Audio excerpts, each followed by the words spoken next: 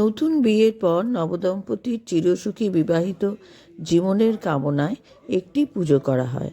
বেশিরভাগ সময় মেয়ের বাড়িতেই করা হয়, ছেলের বাড়িতেও অনেক সময় করা হয়। শুভচন্নী পুজো বিয়ের 8 দিন পর এই পুজো করা হয়। অনেক বাড়িতে আবার এই পুজোর সাথে সত্যনারায়ণ পুজো করা হয়, তাকে বলা হয় শুভচন্নী সত্যনারায়ণ পুজো।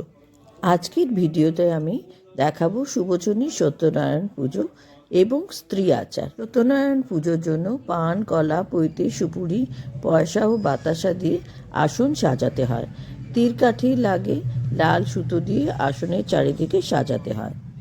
নৈবেদ্য, ফুল, চন্দন, সিন্নি, ফল, মিষ্টি, নারায়ণের পুজোর জোগাড় করতে হয়। শুভচন্নী পুজোর জন্য বিয়ের ঘট, বরণডালা, সিঁদুর চুবড়ি এইগুলো লাগে এবং পান, সুপুরি, কলা এগুলো লাগে। একটি পুকুর কাটতে হয় মাটি দিয়ে এবং সেই পুকুরটার মাঝখানে একটা মাটির ঢেলা করে তাতে নোড়া বসাতে হয়।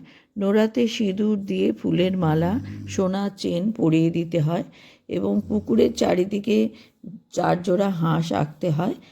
আলপনা দিয়ে একটা খোড়া হাঁস আঁকতে হয় এবং কলা দিয়ে 7টি কলা দিয়ে হাঁস গড়তে হয়। তলায় কাঠি দিয়ে একটা ল্যাংড়া হাঁস তৈরি করতে হয়। নবদম্পতিকে বিয়ের বেনারসি জোড় সোনার গয়না পরতে হয় এবং পূর্ব দিকে মুখ করে বসতে হয়। বিয়ের সময় যে গাঁটছড়াটি বাঁধা হয় সেই গাঁটছড়াটি এই দিনই খুলতে হয়। ঠাকুরমশাই এই গাঁটছড়াটি মন্ত্রোচ্চারণের মাধ্যমে খুলে এটি সিঁদুর চুবড়ির মধ্যে রাখেন এবং সেটি সারা জীবন সযত্নে রেখে দিতে হয়। কিছু স্ত্রী আচার আছে। নবদম্পতির মা এওদের 5 জন এওদের পা ধুয়ে গামছা দিয়ে মুছিয়ে আলতা সিঁদুর পরাবেন এবং কোলে পান, সুপুরি, পয়সা, কলা, মিষ্টি দেবেন এবং সেই গামছাটি তার নবদম্পতির মাথায় আশীর্বাদ স্বরূপ দেবেন। এইভাবে শুভচন্নী পুজোর প্রচলন চলে আসছে এবং পুজোর পদ্ধতিটি এই রকমই। আমি আপনাদের সবটাই বিস্তারিতভাবে জানালাম।